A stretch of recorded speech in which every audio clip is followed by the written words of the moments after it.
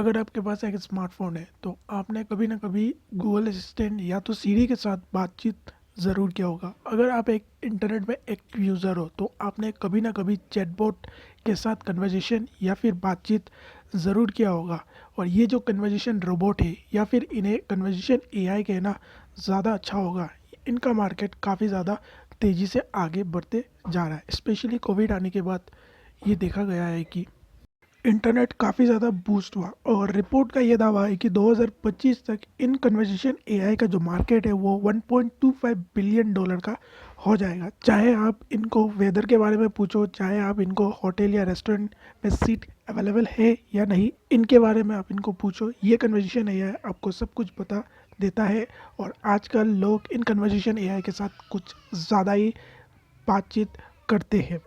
और ये जो कन्वर्सेशन एआई है ये दिन ब दिन इम्प्रूव भी होते जा रहा है। जैसे कि आप पहले गूगल असिस्टेंट में आप कुछ भी बात करते थे तो आपको स्पेसिफिक फुल सेंटेंस में बात करना होता था। स्पेसिफिक फुल सेंटेंस अगर जब बोलते थे तभी जाके ये लोग आपको आंसर देते थे और इंग्लिश में आपको ये कहना पड़ता था। लेकिन आजकल गूगल असिस्टेंट काफ़ी ज़्यादा इम्प्रूव हो चुका है। आप हिंदी में भी अगर बात करते हो उसके साथ तो आपको वो जवाब दे देता है। और यही हाल हुआ सीरी और एलेक्सा के साथ।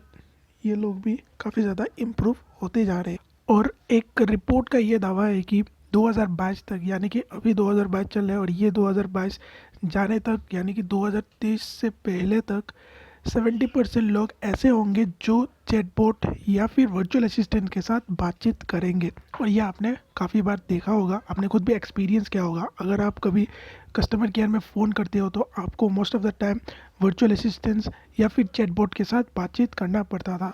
और इनके सवाल जवाब देते देते आपका जितना भी प्रॉब्लम है वो ये वर्चुअल असिस्टेंट या फिर चैटबॉट ही सॉल्व कर देते थे। आपको शायद ही कभी आपने इंसान के साथ बात किया होगा। अगर आप कॉल सेंटर में फ़ोन करते हो तो आपको ये पता होगा, हर जगह या तो वर्चुअल असिस्टेंट या फिर चैटबॉट आ गए हैं।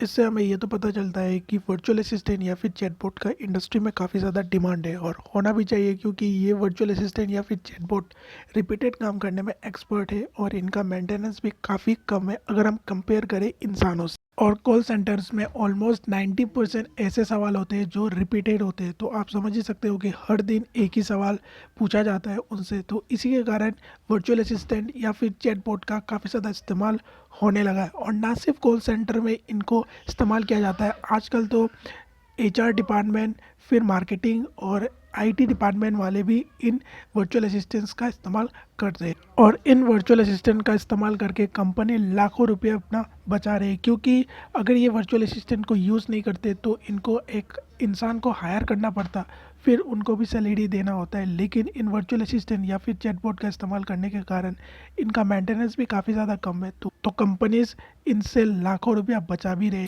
और कस्टमर को नेक्स्ट लेवल का सर्विस भी ये कंपनीज इजीली प्रोवाइड कर सकती है इन वर्चुअल असिस्टेंट या फिर चैटबॉट के हेल्प से। आजकल इंटरनेट में सबको सब कुछ जल्दी जल्दी चाहिए, किसी को भी वेट नहीं करना पड़ता है और कोई भी वेट करना भी नहीं चाहता है। अगर आप एक एक्टिव यूज़र हो तो आप इससे रिलेट कर पाओगे। अगर कोई यूज़र किसी कंपनी में कंप्लेन मेल किया या फिर कुछ डॉक्यूमेंट्स उन कंपनी को भेजा वेरीफाई करने के लिए, लेकिन अगर वेरीफाई जल्दी से जल्दी नहीं होता है तो लोग काफ़ी ज़्यादा इरिटेट हो जाते हैं और काफ़ी ज़्यादा गुस्सा भी हो जाते हैं। तो कंपनीज ये नहीं चाहेगा कि कोई भी यूज़र उनसे नाराज़ हो, तो इसीलिए ये लोग वर्चुअल असिस्टेंट या फिर चैटबॉट का भी इस्तेमाल करते हैं। क्योंकि कोई भी कंप्लेन मेल आया है या फिर डॉक्यूमेंट वेरिफिकेशन वाला मेल आया तो ये वर्चुअल असिस्टेंट्स इजीली इसको वेरीफाई कर सकते हैं और यूज़र को मिनटों में रिप्लाई भी दे सकते हैं। तो इससे ये होगा कि यूज़र जो है वो भी खुश रहेगा, उसको भी काफ़ी ज़्यादा अच्छा लगेगा कि ये कंपनी इतना जल्दी सर्विस प्रोवाइड करती है।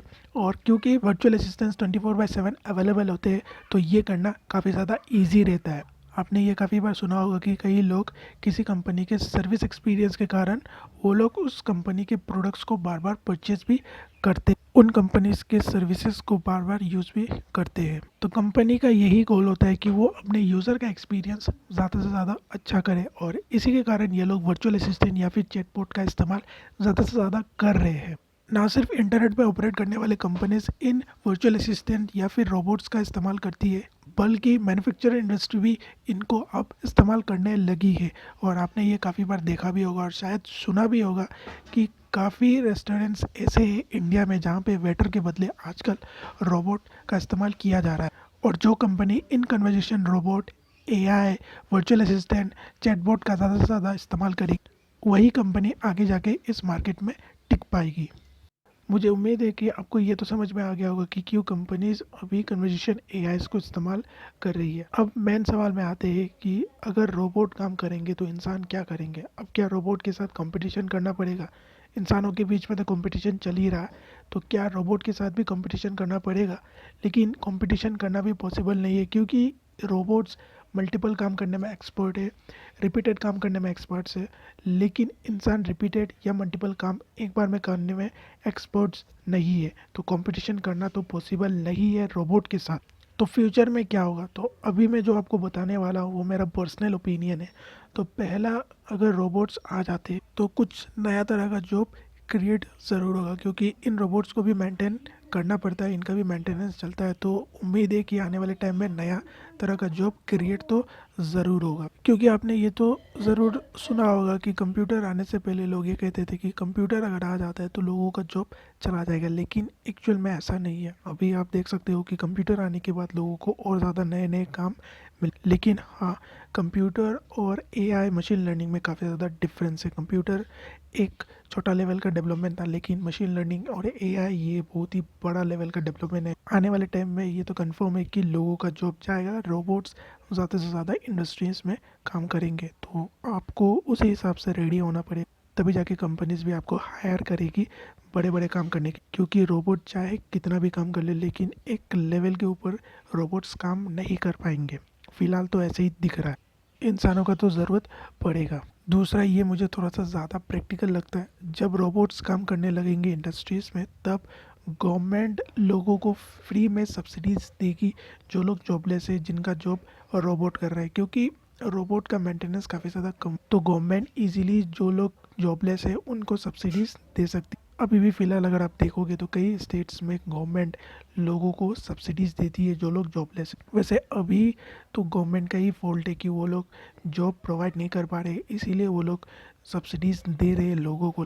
लेकिन आने वाले टाइम में यानी कि 2060-70 में ये होगा, जब कंपनीज में रोबोट ज़्यादा से ज़्यादा काम करेंगे, तब लोग जॉबलेस हो जाएंगे, तभी गवर्नमेंट फिर से इनको सब्सिडीज़ देगी ताकि वो अपना पेट पाल सके। और ये ज़्यादा प्रैक्टिकली मुझे लगता भी है, जब रोबोट्स काम करेंगे तब लोगों को गवर्नमेंट फ्री में सब्सिडीज़ देगी। लेकिन ये तो आने वाला वक्त ही बताएगा कि क्या होता है। तो बस आज की इस वीडियो में इतना ही। आपका इस पे क्या ओपिनियन है मुझे कमेंट करके ज़रूर बताना। तो मिलते हैं किसी और एक वीडियो में।